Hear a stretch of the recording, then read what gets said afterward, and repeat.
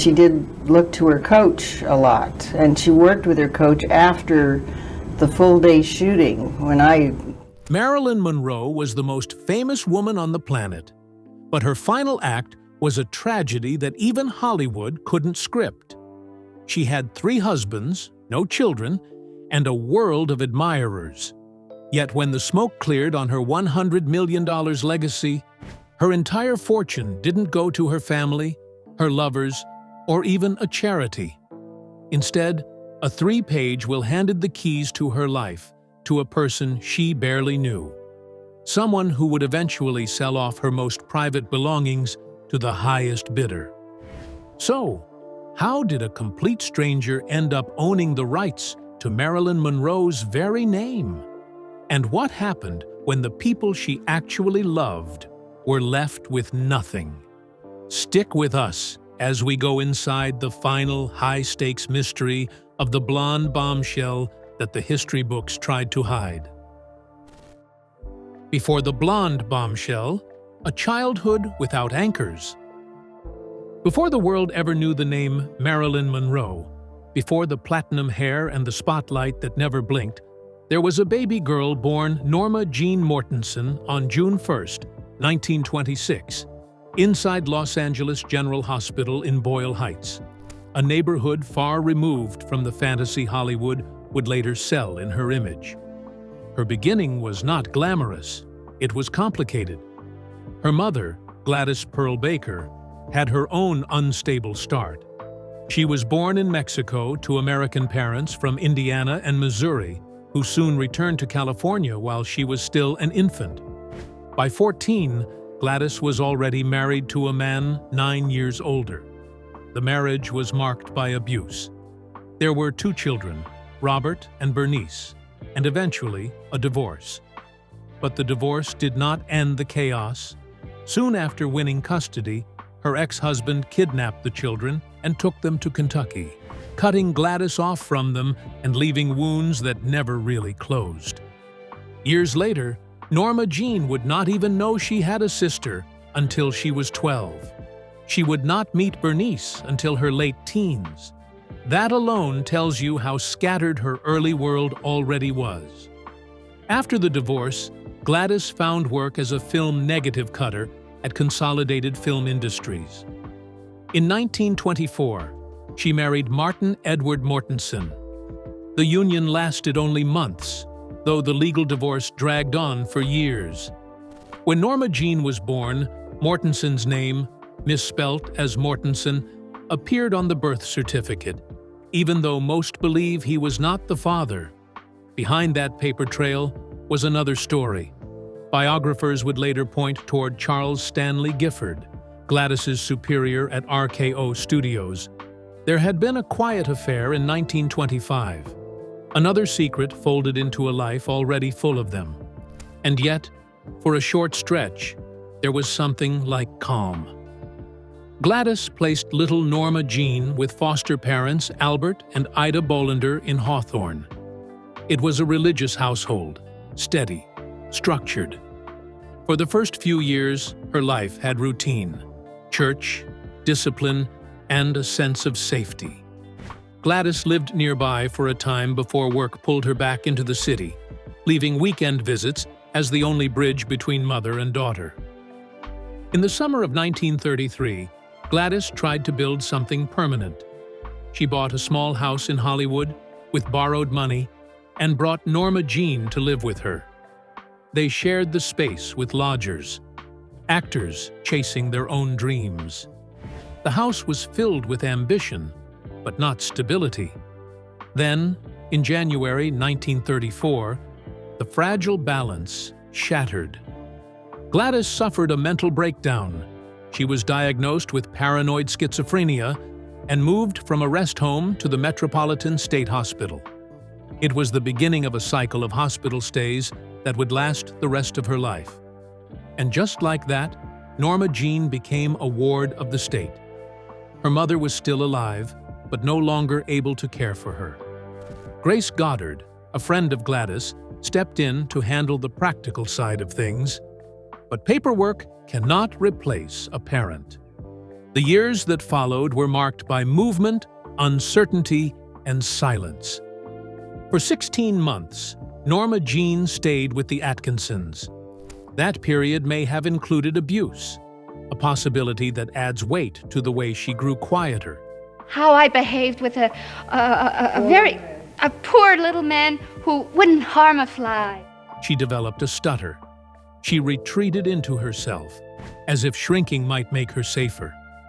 In 1935, she briefly stayed with Grace and her husband, Doc Goddard. Then she moved again.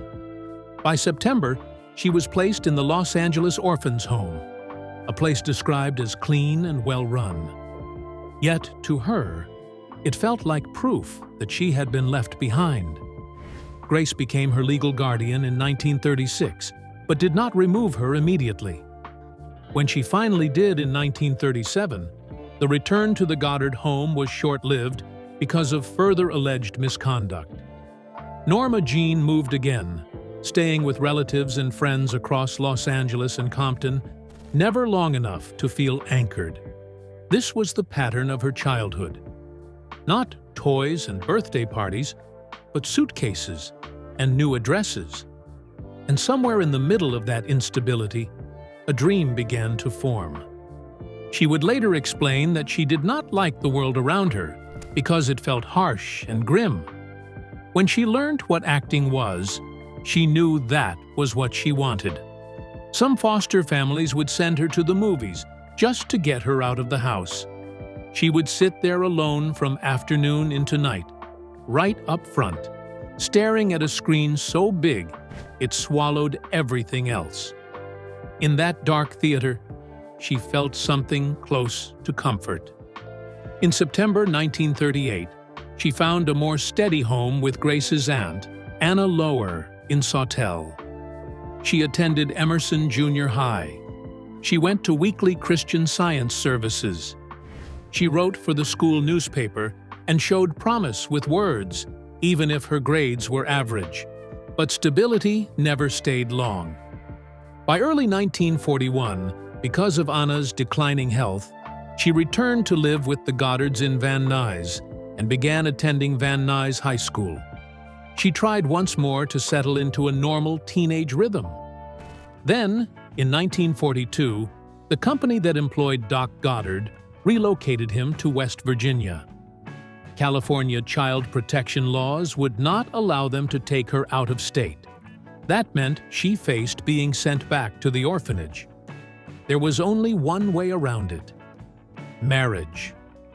Just after her 16th birthday, on June 19, 1942, she married their neighbor, James Dougherty, a factory worker 5 years older.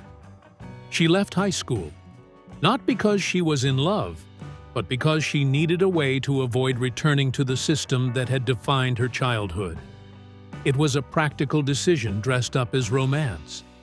Later, she would describe the marriage as mismatched and admit that she felt she was dying of boredom. The making of Marilyn Monroe: ambition, scandal, and the fight to be more. In April 1944, while the world was at war and her teenage marriage was still new, James Dougherty was shipped out to the Pacific. 16-year-old Norma Jean was left behind in California, suddenly alone again. This time, not as a foster child, but as a wife with no husband at home. She moved in with his parents and took a job at the radio plane company in Van Nuys, building parts for military drones. She did her part for the war effort. I just got a letter saying the president of Consolidated Motors is coming up here to inspect my plant next week. Blending into rows of women in factory uniforms, her hair tied back, her future still small and practical. And then, almost by accident, everything shifted. In late 1944, a photographer named David Conover arrived at the factory on assignment from the Army Air Forces. His job was to capture images of women workers to boost morale. When his camera found Norma Jean, something clicked. None of the photos were officially used, but the experience lit a spark. By January 1945, she had quit the factory and begun modeling for Conover and his friends. In front of the lens, she carried a natural ease that felt nothing like the awkward silence of her childhood. Despite having a husband overseas and a disapproving mother-in-law, she moved out on her own and signed with the Blue Book Model Agency in August 1945, choosing ambition over approval. The agency saw what Hollywood would soon recognize. Her figure was perfect for pin-up work. Not high fashion, but something more direct, more playful, more daring. She leaned into it. She straightened her naturally curly brown hair and bleached it platinum blonde, shaping an image that would one day become iconic. She worked relentlessly, appearing on dozens of magazine covers by early 1946. She occasionally used the name Jean Norman, but slowly she began to understand that a new identity was forming. Through her agent, Emmeline Snively, she signed with an acting agency in June 1946 and soon landed a screen test at 20th Century Fox after an interview at Paramount led nowhere. Studio head Darryl Zanuck was not impressed, yet he offered her a 6-month contract anyway, less out of belief than strategy, simply to keep her from being signed elsewhere. It was not faith, it was positioning, but it was enough. Her contract began in August 1946, and with it came a new name. Ben Lyon suggested Marilyn, inspired by Broadway star Marilyn Miller. She chose Monroe from her mother's maiden name. The transformation felt both deliberate and inevitable. In September, she divorced Dougherty, who did not support her career. The marriage that had begun as a solution had quickly become a limitation. She closed that door without looking back. At Fox, she spent months studying acting, singing, and dancing. She watched how films were made, absorbing everything. Her contract was renewed in early 1947, and she earned tiny roles in Dangerous Years and Scooda Hoo, Scooda Hey. The appearances were small enough to barely register, but they meant she was inside the system. The studio enrolled her at the Actors Laboratory Theater. Later, she described feeling, for the first time, what real acting in real drama felt like. She was hooked, but enthusiasm was not enough. Her teachers thought she was too shy, too insecure. By August 1947, Fox chose not to renew her contract. She returned to modeling and took odd jobs on studio sets, even working as a background dancer whose job was simply to keep the leads on rhythm during musical numbers. Still, she refused to quit. She continued studying. She took a small role in a stage play that closed after only a few performances. She networked in producers' offices, befriended gossip columnist Sidney Skolsky, and learned quickly how the business really worked. She entertained powerful men at studio functions, understanding that charm was currency. She became involved with Fox executive Joseph Schenck, who persuaded Columbia Pictures head Harry Cohn to sign her in March 1948. At Columbia, her look was adjusted again, modeled after Rita Hayworth. Her hair was bleached even brighter. She began working closely with acting coach Natasha Lytess, who would remain her mentor for years. She starred in Ladies of the Chorus, a low-budget musical that gave her first real leading role. The film failed to make an impact. Her contract was not renewed. Back to modeling she went. She shot a beer commercial. She posed for artistic nude photographs under the name Mona Monroe.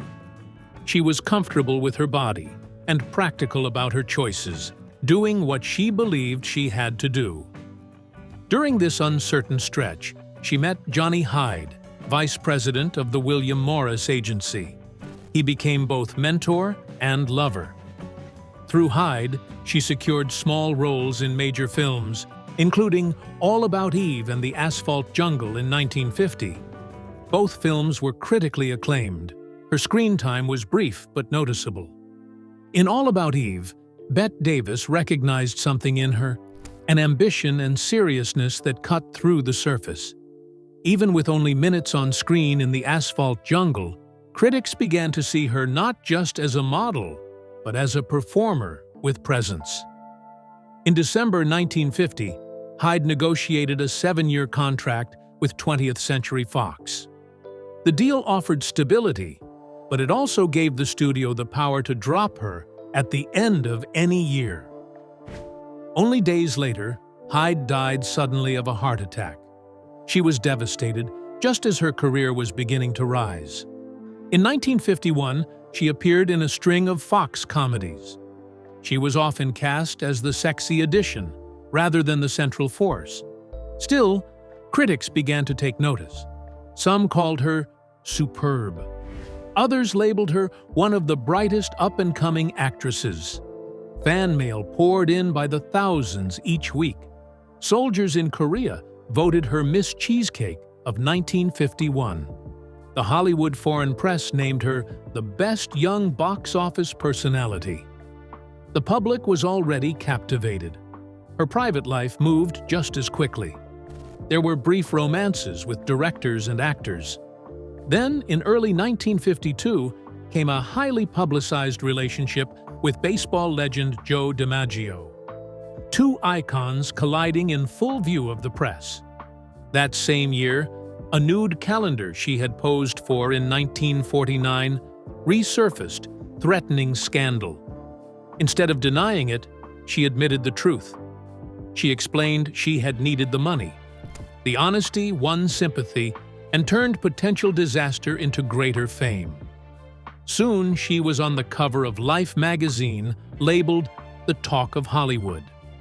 3 films were released to ride the wave of attention, each reinforcing her image as a rising star. Yet beneath the growing label of sex symbol, she wanted more.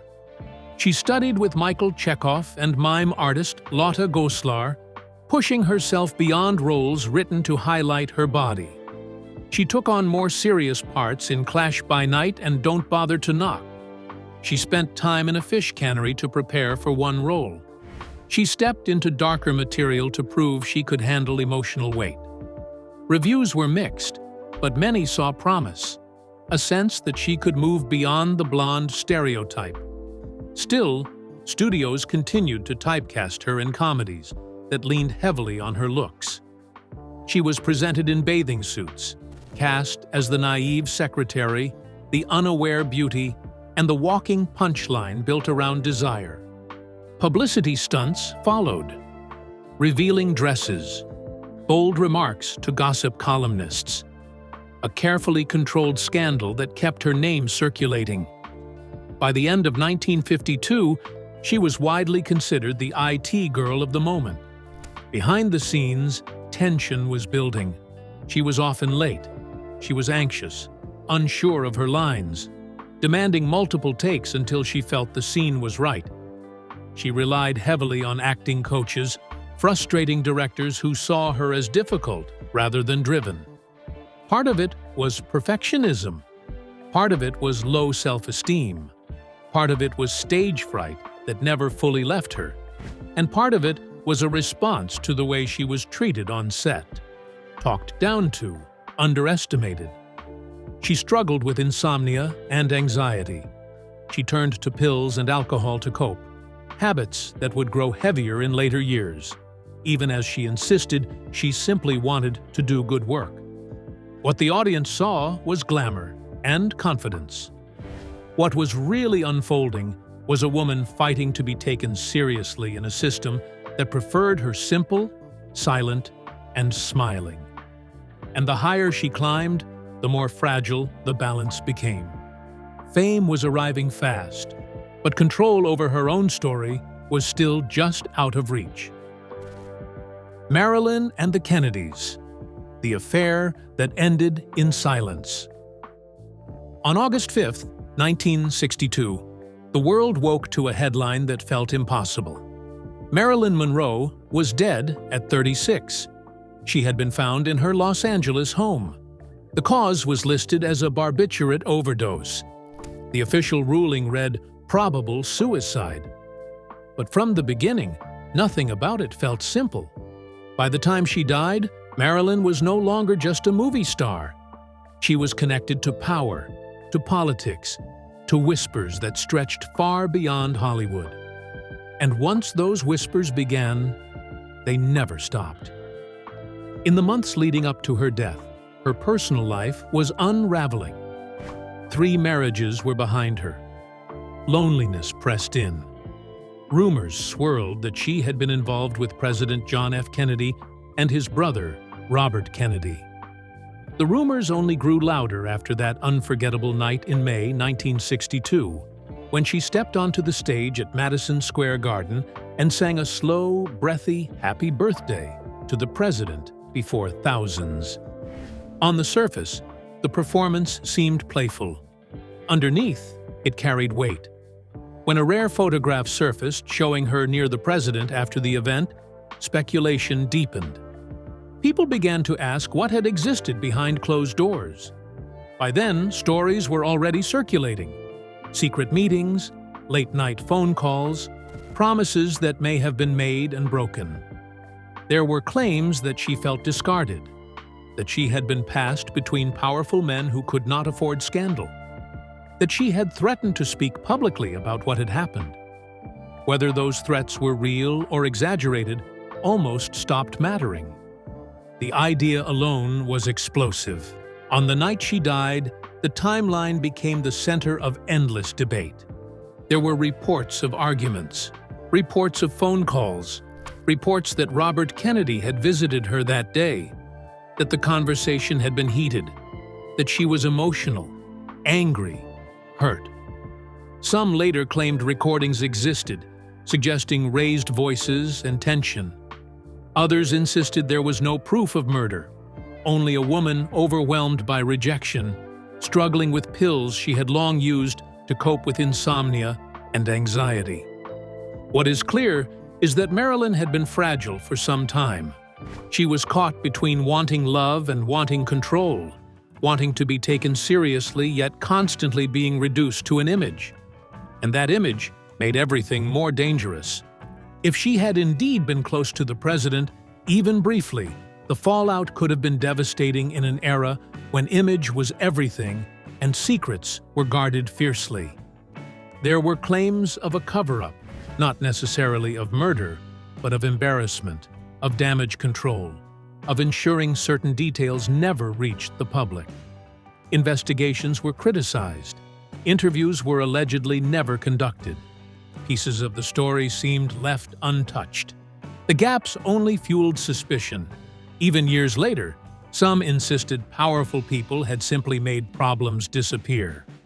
Others argued the truth was less dramatic, but just as tragic. That Marilyn felt rejected by men she cared about, that she had a heated argument, that she took too many pills in a moment of despair. Whether as a cry for help or with the intent to end her life, no one can say for certain. There were also claims that on her final day she made phone calls, reaching out one last time, saying goodbye in ways that now feel chilling in hindsight. When news of her death broke, it moved like a shockwave across the country.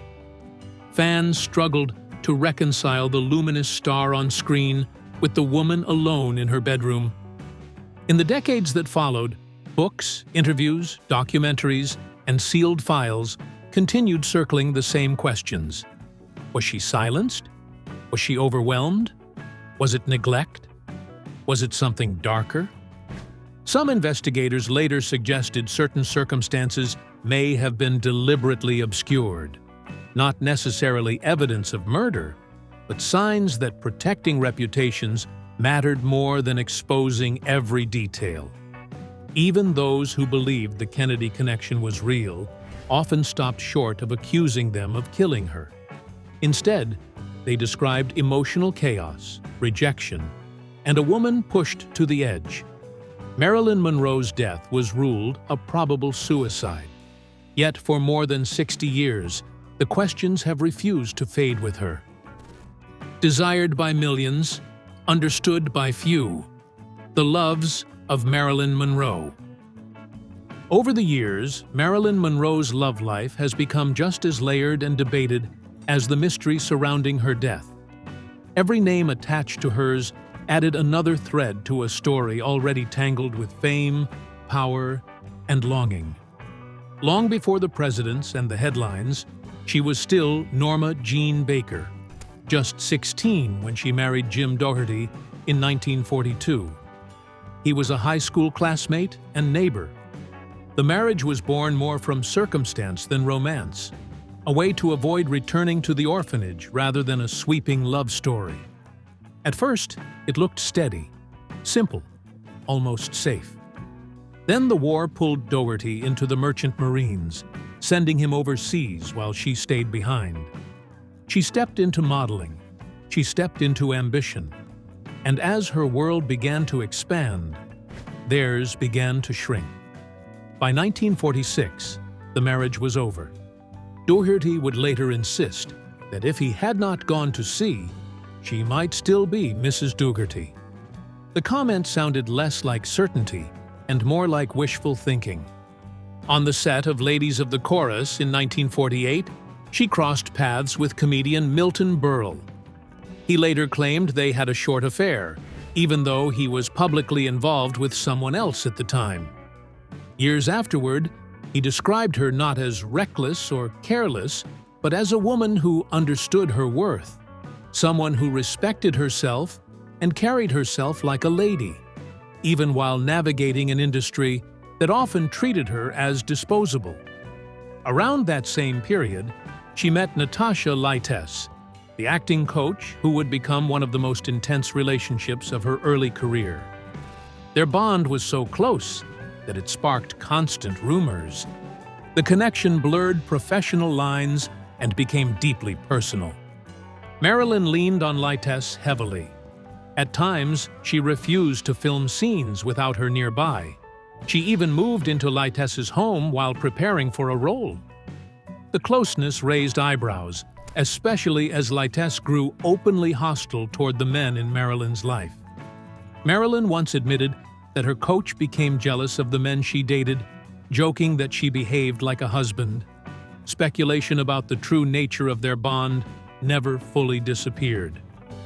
Still, Marilyn later pushed back against rumors that she was secretly involved with women, making it clear that once she had truly fallen in love, she understood herself better than gossip ever could. There were also brief entanglements with powerful men behind the camera, including director Elia Kazan. He later admitted to a short affair while he was married, describing her as far more complex than the image she projected. Someone vulnerable beneath the glow. Then came Joe DiMaggio. When they met in 1952 on a blind date, she was already famous, and he was a retired baseball legend, adjusting to life outside the spotlight. Something about his quiet nature surprised her. She had expected flash and ego. Instead, she found a reserve, a man who treated her gently and made her feel seen. They married in January 1954 in a simple ceremony, but the marriage quickly strained under the weight of her rising fame. As she became bigger than ever, DiMaggio had once been used to being the biggest name in the room. The tension reached its breaking point during the filming of The 7-Year Itch. The now iconic scene of her white dress blowing upward became more than a movie moment. It became a fracture. Within 9 months, the marriage ended. Still, he never truly left her life. Even after the divorce, they remained connected. For 2 decades after her death, DiMaggio sent roses to her grave 3 times a week. It was a quiet ritual that spoke louder than headlines ever could. Between marriages and divorces, more rumors surfaced. There were whispers of a brief connection with Marlon Brando in 1955, a pairing that seemed inevitable given their star power. Later came a short-lived romance with Frank Sinatra after her divorce from Arthur Miller, including a period when she stayed at his Los Angeles home. That relationship cooled when his attention shifted elsewhere. Yet they remained friends, another example of how her love life rarely followed clean endings. And then there were the bold claims. Years later, comedian Jerry Lewis insisted that he too had shared a secret affair with her. He dismissed the idea that she had been involved with President Kennedy and instead inserted himself into the story, describing their connection in exaggerated terms. But through all the claims, all the names, and all the men who later attached themselves to her memory, one truth remains steady. Marilyn understood the power of silence. As a close friend and photographer once remarked, if she had truly been with every man who claimed her, she would have had no time left to make movies. Marilyn Monroe left her entire estate to one person. You won't believe who. At the time of her death, Marilyn Monroe was worth about $800,000, roughly $7 million in today's money. In her will, she set aside funds for her mother's care. She left modest sums to her half-sister and her niece. But the bulk of her estate, including rights to her image and intellectual property, went to her acting coach, Lee Strasberg, the man she saw as a mentor and father figure. When he died, those rights passed to his widow, Anna. Anna managed the estate aggressively, licensing Marilyn's face and name to countless brands.